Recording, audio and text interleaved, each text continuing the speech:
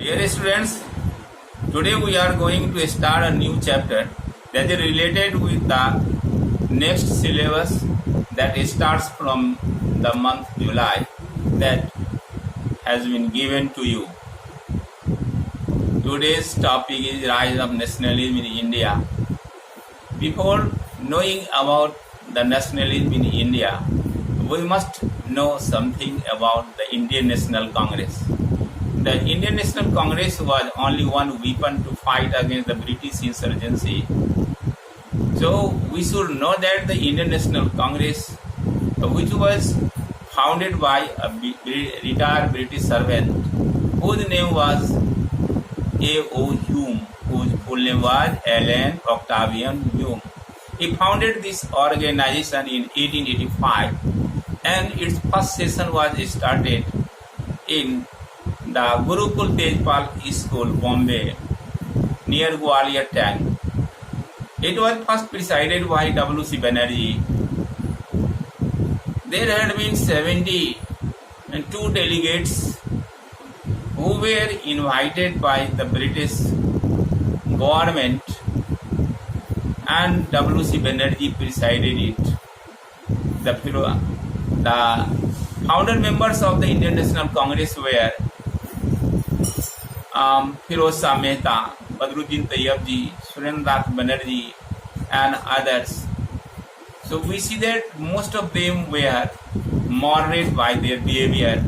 They believed in British justice. We should note that the British period is also known as the freedom movement for India. Nationalism means feeling of oneness, having common identity, and we must have common goal, and so that the Indians fought against their common enemy, that was the British rule. We should know that the British period is divided, especially the Indian National Congress span is divided among three parts. First is 1885 to 1985. This period goes to moderate period, and 1905 to 1919. This period goes to the radical period, and 1919 to 1947. This period goes to Gandhian era, Gandhian period, in which all activities were done under the leadership of Mahatma Gandhi. Dear students, our moral leaders believed in truth and non-violence, and because truth is in our heart and non-violence is our attitude, we never prefer violence in our life, and we accept non-violence as our supreme dharma. So we see that our leaders did not like to raise their voice radically. They believed in persuading the British government in favor of their demands. So we see that this period from 1885 to 1905, that was known as the moderate period. But soon government came in action, and since 1892 the demand was radically raised, and gradually government introduced some reformations. Now come to know about the freedom movement, and today we are going to discuss about Satyagraha. Satyagraha means asking for truth. Satyagraha, truth is in our heart, and if our intention is right, if our motto is right, if we are going to fight against insurgency and injustice, then there is no need to use any physical power even against the mightiest enemy. So Gandhiji used this Satyagraha as an effective weapon first in South Africa. Later, when he came back to India in 1915, he moved all over India, and later he started a series of Satyagraha movement from Champaran. We see that in Champaran, he visited the insurgency of indigo planters, and on the request of Rajkumar Shukla, who was a great Indian and peasants leader, Gandhiji went Satya Champaran on his request.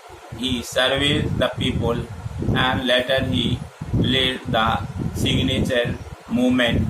Then he put the demand of the public before the district administration.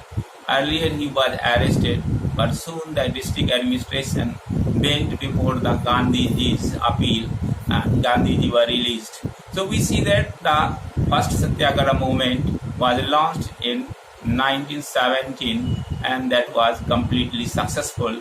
The indigo planters came back on the back foot front. Later Gandhiji went to Gujarat where he led the Bardoli movement. Then he came back to Ahmedabad where he led the cotton mill workers movement, and gradually in each and every Satyagraha movement Gandhiji got success.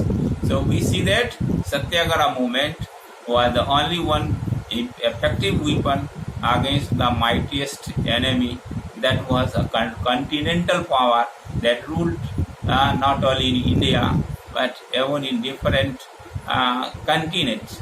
So we see that due to his effort and the sacrifice of another freedom movements, freedom revolutionaries, at last we received the freedom at midnight of 15 August 1947. Now we should know something about the Jallianwala Bagh and the Rowlatt Act. Rowlatt Act was introduced by the British Parliament to arrest such Indians who supported the freedom movement in against the British rule. So the intention of government was to suppress the Indians so that no one dare to join the freedom movement in India. And this act was said the Black Act because now without any trial, now any Indians could be arrested and imprisoned for 2 years. So we see that the Indian freedom fighters abused and criticized this activity of the government and led the agitation. Everywhere people started hartal and demonstration, so that the Rowlatt Act became very popular in India and people faced the lathis and oppressive measures of the British government. Due to the